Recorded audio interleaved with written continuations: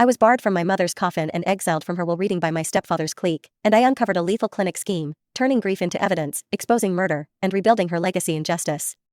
At my mother's funeral, my stepfather forbade me from getting close to her to say goodbye. Weeks later, he and his daughters barred me at the door of the will reading. With a cold smile, he said, "Only the heirs have a place here." He paused, his eyes narrowing. You know, there are moments in life when you realize that the people around you never really saw you. That was exactly what I felt on that cold March day, standing outside the Riverside Methodist Church, watching my own mother being carried into the hearse while I couldn't even say goodbye to her properly. "Emma, you shouldn't be here," Richard said with that condescending tone I'd known for 15 years. My stepfather was impeccable in his black Armani suit, as if he were going to a business meeting instead of his own wife's funeral. "This is a moment for family." Family. The word came out of his mouth as if I were a stranger who had gotten lost along the way. I was 26 years old and had spent the last 2 years caring for my mother during her battle against cancer, while he controlled every medication, every medical visit, every moment of her lucidity. And now, I was treated like an intruder. "I am family," I replied, trying to keep my voice steady, even with tears burning my eyes. She was my mother. Sophia, his older daughter, approached with her typical expression of superiority. At 32 years old, she had inherited both her father's ambition and coldness. "Emma, dear, you need to understand that Mama Margaret left very clear instructions about how things should be conducted." Mama Margaret. They couldn't even call her by her real name. For them, my mother was always just the woman who had married the family patriarch, not the brilliant and caring doctor I had known since birth.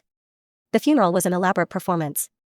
Expensive flowers adorned the church, empty speeches came from people who barely knew my mother, and I watched everything from afar, as if I were observing someone else's life through a shop window. Richard didn't allow me to sit with the family or speak during the service. I was a ghost at the celebration of my own mother's life. 3 days later, I received a call from lawyer Eleanor Walsh requesting my presence at her office for the reading of the will. My heart raced. Maybe my mother had left at least a letter, some final words that Richard couldn't deny me. Dr. Walsh's office was on the 23rd floor of a commercial building in downtown Portland. When I arrived, Richard's family was already settled in the main conference room, him, Sophia, and Isabella, the youngest daughter, who was 28 years old. They all looked at me as if I were a casting error in an expensive movie. "Ah, Emma." Richard stood up with a smile that didn't reach his eyes. "Good that you came, although I must say you're wasting your time. This meeting is really for Margaret's true heirs." True heirs. The words echoed in the room like a slap.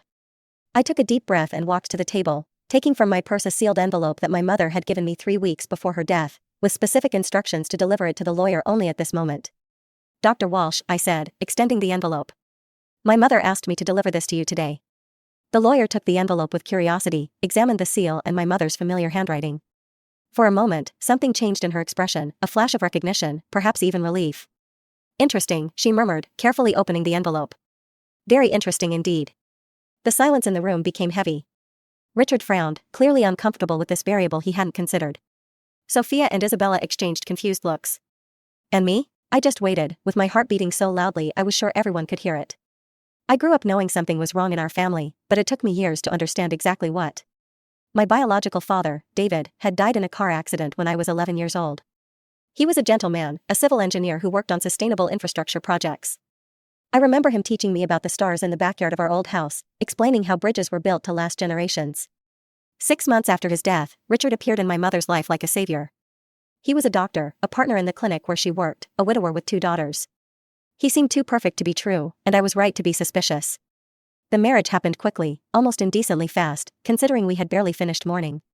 Richard moved into our house, brought his daughters, and gradually began transforming our life into something unrecognizable. First came small changes. He reorganized my father's furniture, donated his clothes without consulting my mother, and replaced his photographs on the wall with portraits of the new family. Then came bigger changes. My mother, who had always been an independent and strong woman, began consulting with Richard about everything: where to have lunch, what clothes to buy, even which patients to see at the clinic.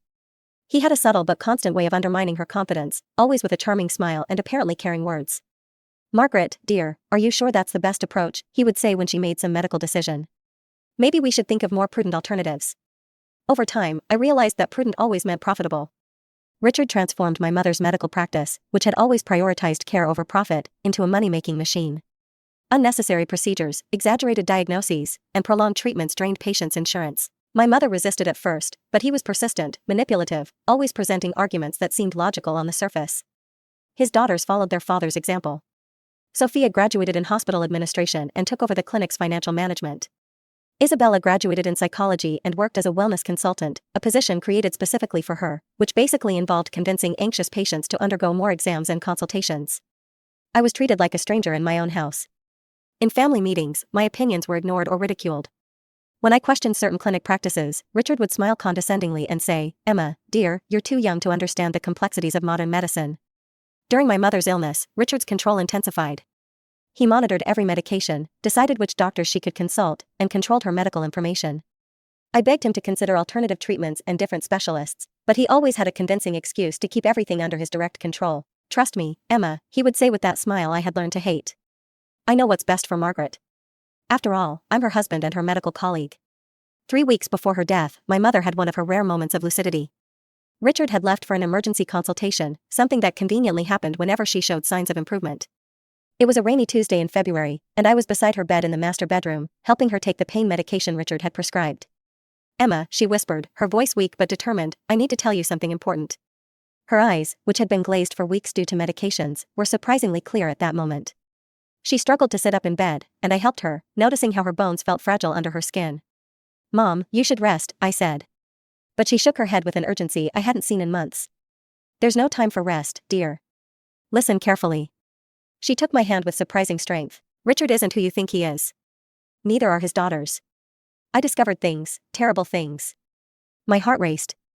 For years, I had felt something was wrong, but my mother had always defended Richard, always found excuses for his controlling behavior. "What kind of things?" I asked, instinctively lowering my voice.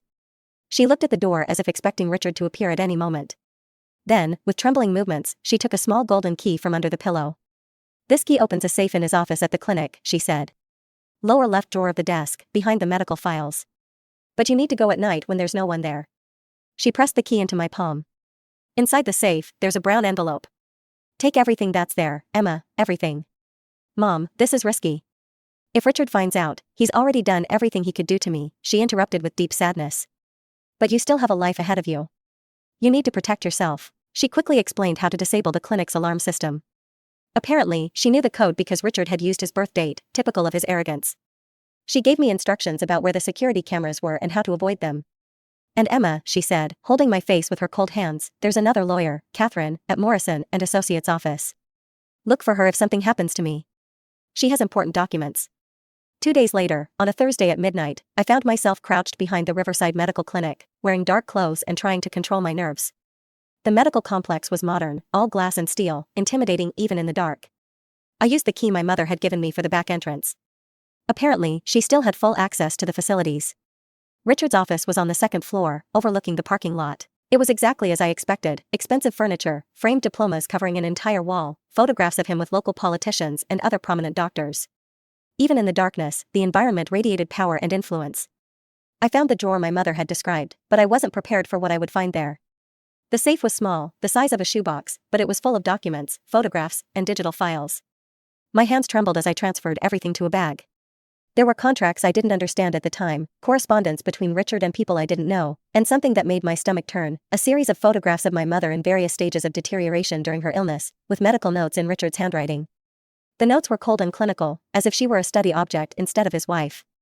But what really disturbed me was a small, leather-bound notebook, full of Richard's meticulous handwriting. It was a kind of diary documenting not only my mother's disease progression but also his plans for after her death, plans that included me in ways that made me feel nauseous. I left the clinic that night carrying secrets that would change everything.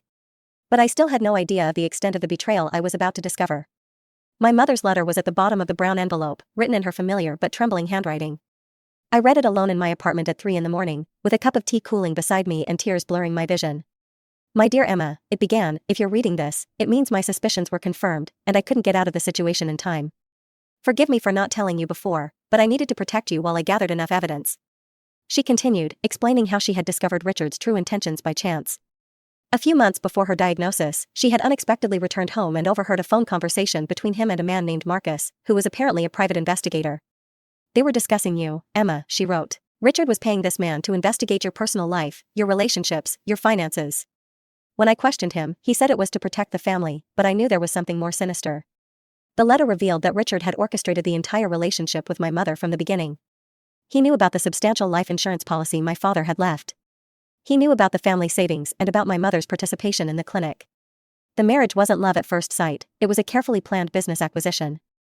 Even worse, the letter continued, I discovered he's done this before. Sophia and Isabella aren't motherless orphans, as they always told us.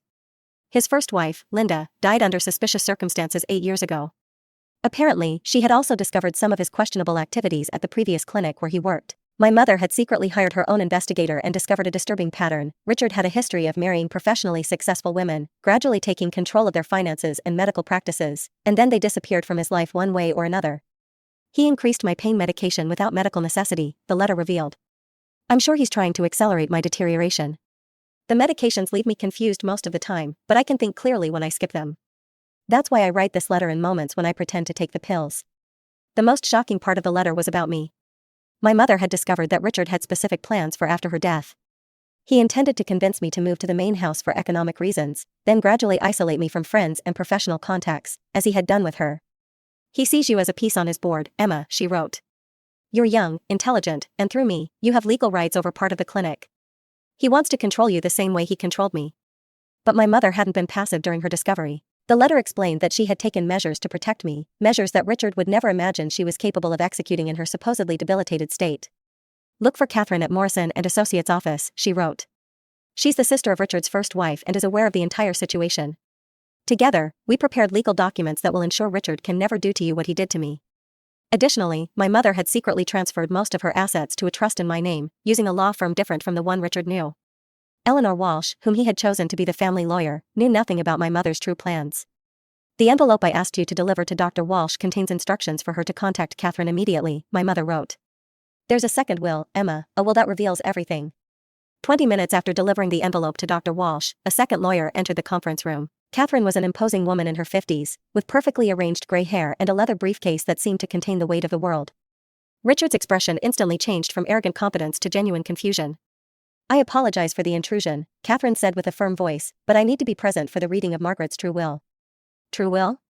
Richard stood up from his chair as if he had been shocked. What the hell are you talking about, Eleanor? What's happening here? Dr. Walsh seemed as surprised as the rest of the family but remained professional as always. It appears that Mrs. Chen prepared a second will with Dr. Catherine, which has legal precedence over the document I prepared. Sophia and Isabella exchanged worried looks. I remained silent, trying to control the smile that threatened to appear on my face. My mother had succeeded. Even in her last days, debilitated by illness and medications, she had orchestrated a turnaround that none of us could have predicted. Catherine opened her briefcase and took out a substantial document, at least 3 times thicker than the will Eleanor Walsh had prepared. This will was executed 3 months before Mrs. Chen's death, in perfect mental state, and in the presence of 3 independent witnesses, including a doctor who can attest to her mental capacity at the time of signing. Richard tried to maintain composure, but I could see panic growing in his eyes. This is impossible. Margaret was very sick in the last months. She could barely concentrate for more than a few minutes. Interesting observation, Dr. Richard, Catherine said with a tone that suggested she knew much more than she was revealing, especially considering that the independent medical records we obtained show consistent periods of lucidity, particularly when her medications were adjusted. The silence in the room became heavy. Catherine began reading the true will, and with each word, I saw Richard's world crumbling. The mansion where we had lived? Mine. The majority stake in Riverside Medical Clinic? Mine. The savings, investments, and life insurance policies? All mine. Richard and his daughters would receive a modest amount, enough to re-establish themselves, but a fraction of what they expected to inherit. But this wasn't even the most devastating part of the will. Furthermore, Catherine continued, Mrs. Chen left specific instructions that, should there be any attempt to contest this will or intimidate the main beneficiary, certain information of public interest be immediately disclosed to the competent authorities. Richard stood up abruptly, knocking over his chair. What information? What are you talking about? Catherine smiled coldly. Documents detailing questionable medical practices, manipulation of patient records, and other activities that may be of interest to both the medical board and criminal authorities. It was at that moment I completely understood what my mother had done. She hadn't just protected me financially, she had created a safety net that would make it impossible for Richard to harm me without exposing himself to devastating consequences. This is blackmail, Sophia shouted, finally losing the elegant composure she always maintained. No, I replied, speaking for the first time since Catherine had entered the room. This is justice. The documents Catherine presented that day were much more extensive than I could have imagined. My mother had been meticulous in her investigation of Richard, collecting evidence over months while pretending to be increasingly debilitated by the disease. There were patient records of those who had been subjected to unnecessary procedures, resulting in exorbitant costs for insurance companies. Correspondence between Richard and private laboratories showed a scheme where he received commissions for referring patients to specific exams, regardless of actual medical need. Even more disturbing were the records of medications prescribed for my mother. Catherine presented a comparative analysis done by an independent pharmacologist, showing that the dosages prescribed by Richard were not only unnecessarily high but also created a combination of side effects that accelerated her cognitive and physical deterioration. Your mother was being systematically poisoned, Catherine said, looking directly at me. Not enough to be obviously lethal, but enough to ensure she couldn't effectively question the medical or financial decisions being made in her name. Richard tried to deny it, but the evidence was irrefutable. There were even audio recordings. Apparently, my mother had started recording conversations when she suspected something was wrong. In one of them, Richard could be heard instructing Sophia on how to alter billing records to maximize insurance reimbursements. You can't prove I had malicious intentions, Richard said, his voice losing the authoritative confidence it always carried. I'm her doctor. All my decisions were based on the best medical judgment. Catherine opened another folder. Then how do you explain this? She placed on the table copies of emails between Richard and a private investigator, discussing strategies to neutralize the influence I could have over my mother. There was also correspondence with lawyers about ways to legally remove me from the inheritance, including possibilities of declaring me mentally incompetent or implicating me in some minor crime. Isabella, who had remained silent during the entire reading, finally spoke. Dad, what did you do? I protected our family, Richard exploded. Everything I did was to ensure our future. Emma was never really part of this family. She's a stranger who was draining the resources that should be ours. Draining resources? I repeated, feeling a rage that had been dormant for years finally awakening. I took care of my mother while you were busy planning how to divide her inheritance. I was by her bedside every night while you were working late at the clinic. You don't understand the complexities of the financial situation, Sophia tried to intervene, but her voice lacked its usual authority. Actually, I understand perfectly, I replied, surprising everyone, including myself, with the firmness in my voice. I understand that you turned my mother's medical practice into a fraud scheme. I understand that you kept her over-medicated so she couldn't question what was happening. And I understand that you planned to do the same thing to me. Catherine observed the confrontation with professional satisfaction. The evidence also shows a conspiracy to commit large-scale insurance fraud, phantom procedures, inflated diagnoses, medical equipment that was never used but was charged to patients. She placed more documents on the table. And there's something else, documents showing that Dr. Richard has been doing this for years in multiple clinics. There's a pattern of behavior that extends far beyond Mrs. Chen's case. What does this mean? I asked, though part of me already knew the answer. It means your stepfather faces not only the loss of inheritance but also possible federal criminal charges for insurance fraud, which could result in decades in prison. Richard collapsed in his chair, finally understanding there was no way out of the situation he himself had created. His daughters looked at him with growing horror, realizing their own careers and reputations were now at risk by association. 3 days after the will reading, Richard appeared at my apartment door. It was a Thursday night, and I was organizing the legal documents Catherine had given me when I heard insistent knocking at the door. When I opened it, I found my stepfather standing in the hallway, clearly agitated and desperate. We need to talk, Emma, he said, pushing the door and entering uninvited. The superficial charm he always maintained had completely disappeared, revealing something much darker underneath.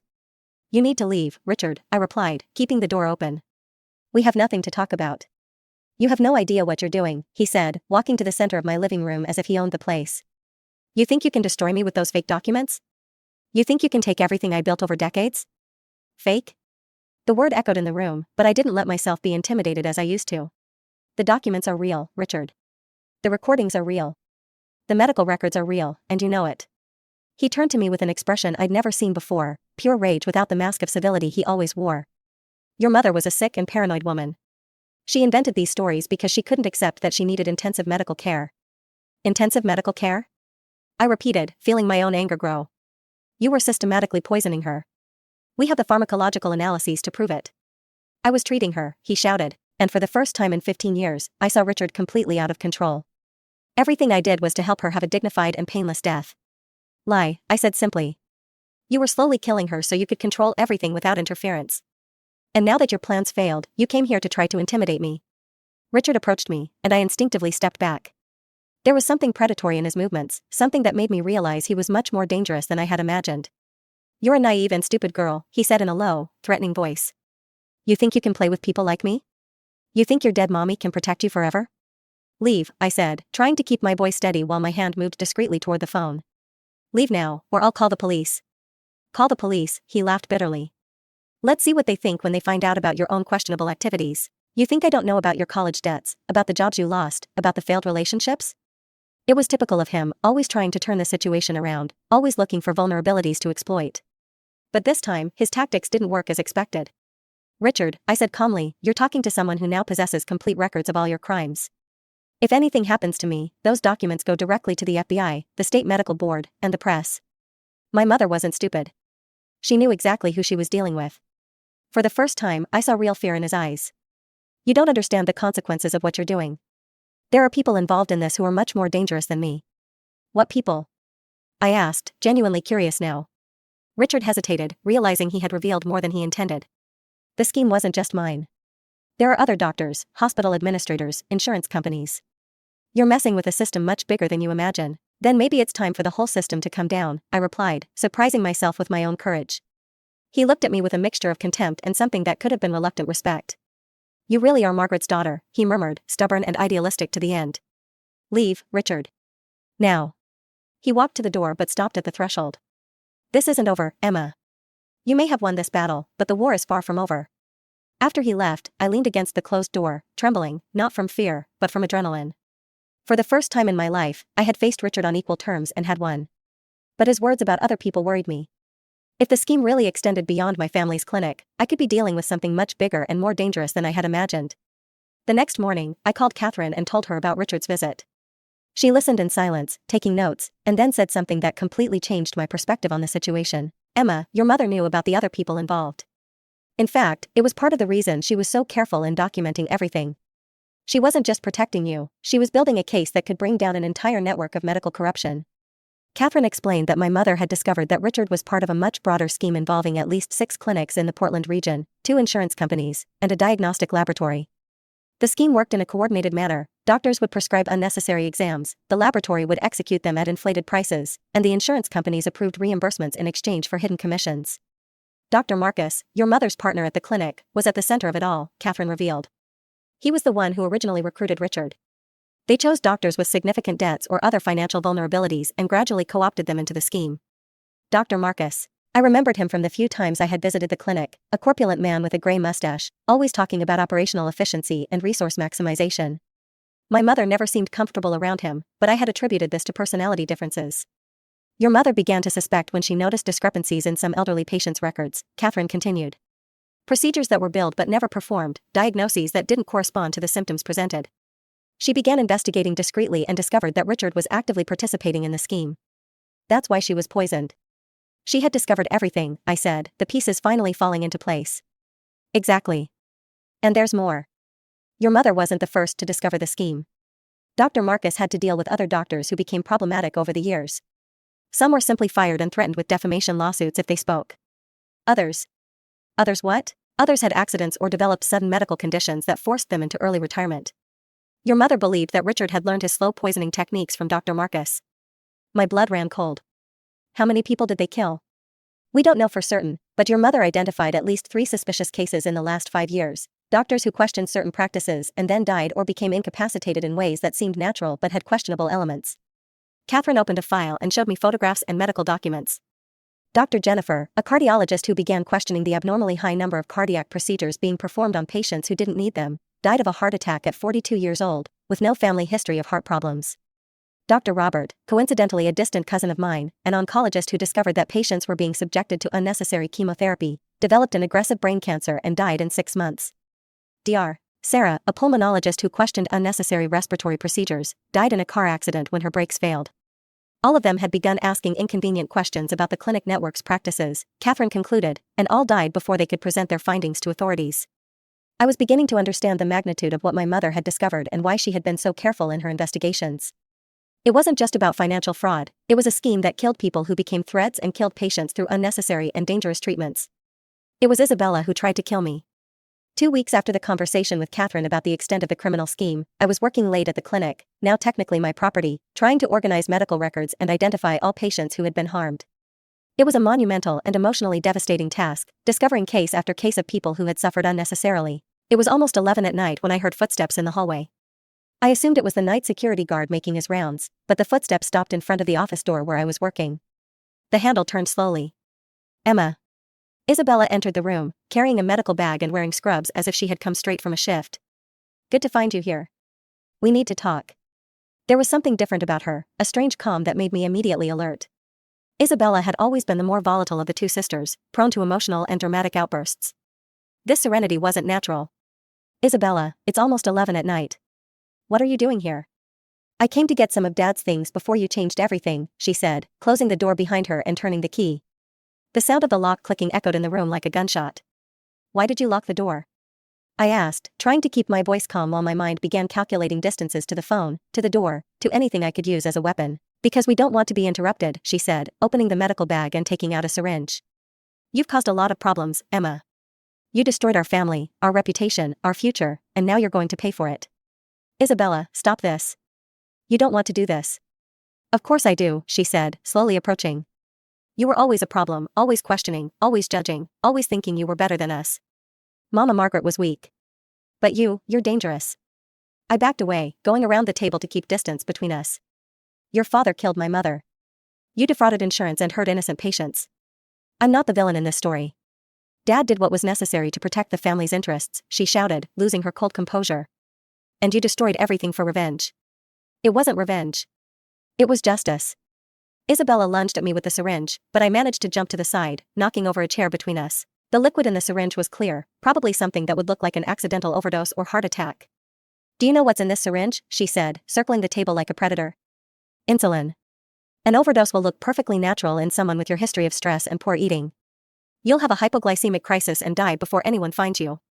Isabella, think about what you're doing. This is murder.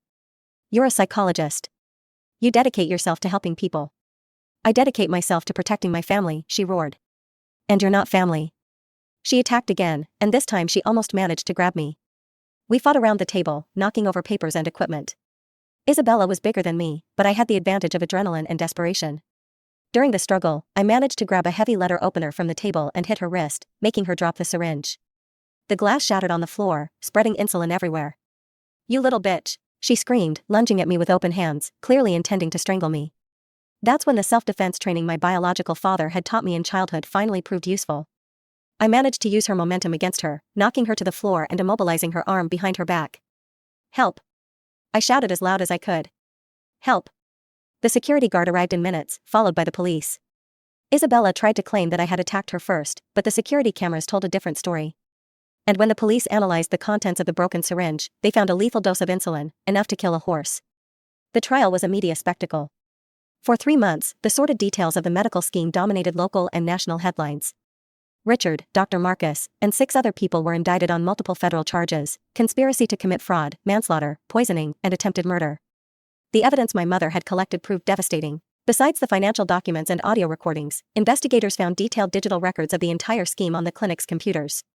Apparently, Dr. Marcus had kept meticulous records of all illegal transactions, probably as insurance against his partners. During the trial, we discovered the complete extent of the scheme.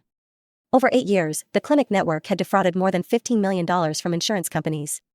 More importantly, there was documentation of at least 43 patients who had been subjected to unnecessary procedures that resulted in serious complications or death. Richard tried to claim he was just a minor participant, manipulated by Dr. Marcus, but evidence showed he had been an active architect of the scheme, especially the part involving eliminating internal threats like my mother. Forensic analysis of my mother's body confirmed what Catherine had suspected: she had been systematically poisoned with a combination of medications that created symptoms mimicking the natural progression of cancer but dramatically accelerated her deterioration. Dr. Richard essentially tortured his wife to death, the prosecutor said during closing arguments. He kept her conscious enough to suffer, but confused enough that she couldn't defend herself or seek help. Sophia tried to make a deal with the prosecution, claiming she didn't know the extent of her father's crimes, but records showed she had been fundamental in creating the financial aspects of the scheme, and there was evidence she knew about at least 2 of the suspicious deaths of other doctors. Isabella wasn't so lucky. Her attempt to murder me had been filmed by security cameras, and there was no way to deny her intentions. Additionally, investigators discovered she had helped administer the treatments that killed my mother, providing psychological support that was actually emotional manipulation designed to keep my mother isolated and docile. The sentences were severe. Dr. Marcus received life in prison without the possibility of parole for multiple murder charges. Richard was sentenced to 30 years for second-degree murder, conspiracy, and federal fraud. Sophia received 15 years for conspiracy and fraud. Isabella was sentenced to 25 years for attempted murder and participation in the homicides. But perhaps the most satisfying part of the trial was seeing the entire network collapse.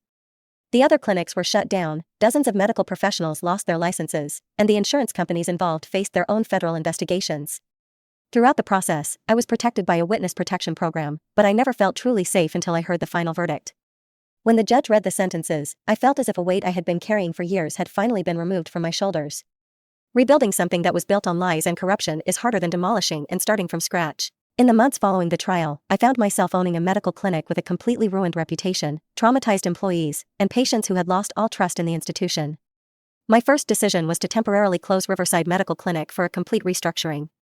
I couldn't simply continue operating as if nothing had happened. Every room, every procedure, every protocol was contaminated by the previous corruption. With Catherine's help, who had become not only my lawyer but also a mentor and friend, I began the cleaning process. We audited all medical records from the last 10 years, identifying all patients who had been harmed by the fraudulent scheme. There were hundreds of cases. The financial aspect was complicated. Technically, I had inherited not only the assets but also the legal debts resulting from the crimes. There were dozens of civil lawsuits from patients and families who had been harmed. Instead of fighting these lawsuits, I made a decision many people considered financially irresponsible. I established a voluntary compensation fund. "Emma, you have no legal obligation to do this," Catherine warned me during one of our weekly meetings. "The criminal actions were committed by Richard and his accomplices. You're technically a victim, too." "But I own the clinic now," I replied. "And if I'm going to rebuild something of value, it needs to be based on doing what's right, not what's legally required." Establishing the compensation fund drained almost half the inheritance I had received, but it was worth every penny. Seeing the relief on the faces of families who finally received recognition and compensation for the suffering they had endured was more rewarding than any luxury money could have bought. The clinic's reopening was a careful and deliberate process. First, I changed the name to Margaret Medical Center, in honor of my mother and the ethical legacy she truly represented. Then, I implemented radical transparency protocols that were practically unprecedented in the medical industry. Every procedure, every diagnosis, every treatment was documented not only for medical records but also explained in simple language for patients. We created a system where patients had complete access to their own medical records through an online portal, including detailed costs and justifications for each procedure. I hired a completely new team of doctors, nurses, and administrators, all with impeccable backgrounds and demonstrated commitment to medical ethics. Dr. Sarah, a young internist who had distinguished herself in community medicine, accepted the position of medical director. She brought a holistic approach to patient care that was exactly the opposite of the profit-oriented mentality that had previously dominated the clinic. "We want this to be a clinic where people come not only when they're sick but to stay healthy," Dr. Sarah explained during our first staff meeting. "Prevention, education, and continuous care should be our priorities, not just symptom treatment." We implemented free community health programs, diabetes screening, nutritional education, mental health support, and exercise programs for seniors. To finance these programs, I established a differentiated pricing structure where patients with better financial conditions paid a little more to subsidize care for those who couldn't afford it. The hardest part was rebuilding community trust. During the first year after reopening, our patient volume was less than half of what it had been before the scandal. Many people simply couldn't separate the new clinic from the previous corrupt practices. But gradually, through consistent care and absolute transparency, we began to win back the community. Patients began bringing family members and friends, and doctors from other clinics began referring complex cases to us because they knew they would receive ethical and competent care. 3 years after reopening, something extraordinary happened. The American Medical Association awarded us the Excellence in Medical Ethics Award, recognizing not only our transparency protocols but also our sustainable community care model. Today, 4 years after the trial, Margaret Medical Center has become a national model for ethical medical practice. We receive visitors from across the country, doctors, hospital administrators, medical students, who want to learn about our protocols and approach. I became a respected speaker on integrity in healthcare, traveling to medical conferences and universities to talk about how to transform corrupted institutions into exemplary organizations. It's ironic, Richard's attempt to silence and control me ended up giving me a more powerful voice than I could ever have imagined. Sophia was released last year after serving 12 years of her sentence for good behavior. She wrote me a letter apologizing and saying she was working as a financial consultant for nonprofit organizations. I never responded to the letter, but I'm glad to know she apparently found a way to use her skills for constructive purposes. Isabella is still in prison and, as far as I know, will remain there for at least another decade. She never tried to contact me, and I hope she never does. Richard died in prison last year, a heart attack at 68 years old. When I received the news, I felt a strange sadness, not for him, but for the waste of a life that could have been used to help people instead of exploiting them. Dr. Marcus also died in prison 2 years ago. Apparently, other prisoners don't react well to people who poison vulnerable patients. As for me, I found a peace I never thought would be possible. It's not the peace of satisfied revenge but the peace of fulfilled purpose. Every day I go to work, I know I'm truly honoring my mother's memory and the legacy she wanted to leave. The clinic didn't make me rich. In fact, I earn less now than I would working for any large hospital system. But it made me something much more valuable. It made me someone who can look in the mirror every morning and completely respect herself. Sometimes, I still dream about my mother. In the dreams, she's healthy and happy, working in a sunny medical office, caring for patients with the same love and dedication she always showed. She never speaks in the dreams, but she always smiles when she sees me, and I wake up knowing she's proud of what we built together. The most important lesson I learned through this entire experience is that our response to betrayal defines who we become much more than the betrayal itself. I could have used my inheritance to seek revenge destructively, or I could have simply sold everything and tried to forget the past. Instead, I chose to transform something corrupted into something beautiful. Today, when young doctors ask me how to deal with ethical pressures in their careers, I always say, remember that you're not just treating symptoms or diseases. You're caring for people who trust their lives in your hands. That trust is sacred, and once broken, it can take a lifetime to rebuild. Margaret Medical Center continues to grow. We're planning to open a second location next year, and 3 medical schools have created internships specifically for students to learn our transparency and patient-centered care protocols. But perhaps the achievement I'm most proud of is a small plaque in the main reception of the clinic. It simply says, in memory of Dr. Margaret, physician, mother, and model of integrity. Her legacy lives in every life we touch. My mother was murdered by people who thought they could erase her influence and control her legacy. Instead, they inadvertently created something much more powerful and lasting than she could ever have built alone. Through her courage in documenting the truth, even while facing death, she not only saved me, she saved countless future patients and created a model for how medicine should be practiced. Sometimes, justice isn't just punishing the guilty, it's building something better from the ashes of their crimes.